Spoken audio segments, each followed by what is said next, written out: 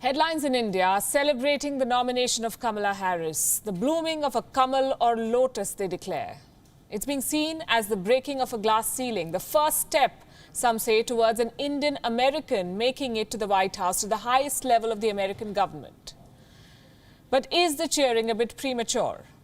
Is Kamala Harris good news for India, really? If you looked at her past statements, you might not say yes. We did. We went through her past statements, and there are some things she said that India will not like. Kamala Harris has been a vocal critic of India's Kashmir policy, more specifically the decision to revoke the special status to Jammu and Kashmir.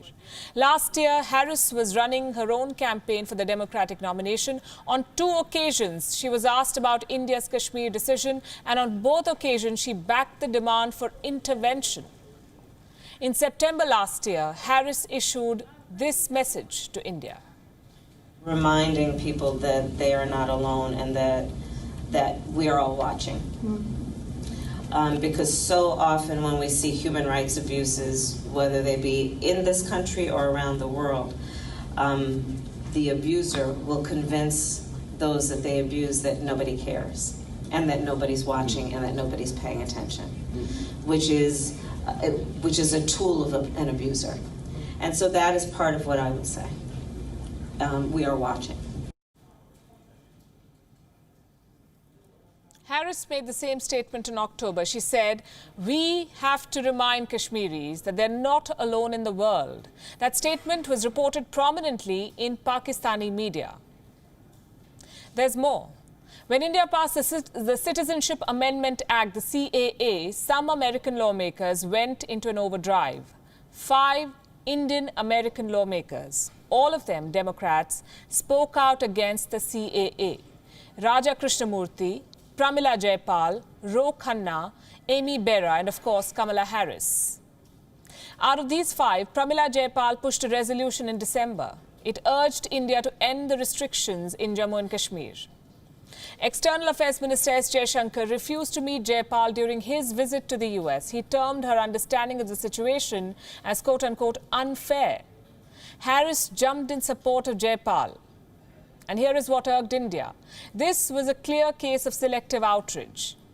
While Jayapal and Harris leave no opportunity to lecture India on human rights, they have nothing to say when Indians become the target of Pakistan-sponsored terrorist attacks in the valley.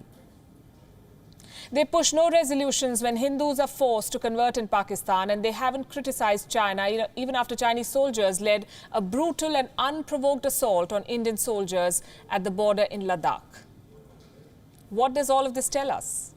Is the outrage against India merely a political strategy, convenient positioning? Why do we say that? Because Pramila Jayapal and Kamala Harris have not shied away from making the most of their Indian heritage on different occasions.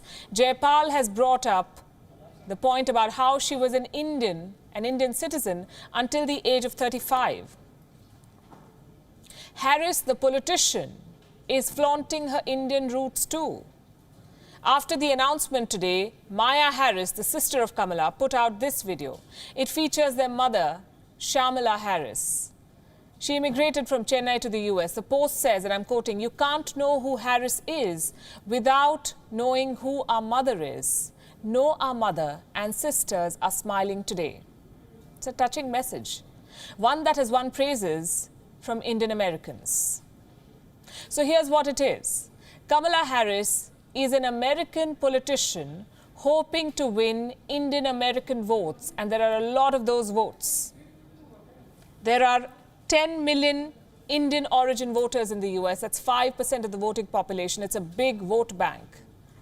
She wants that. Until now, she felt no need to win over the Indian government.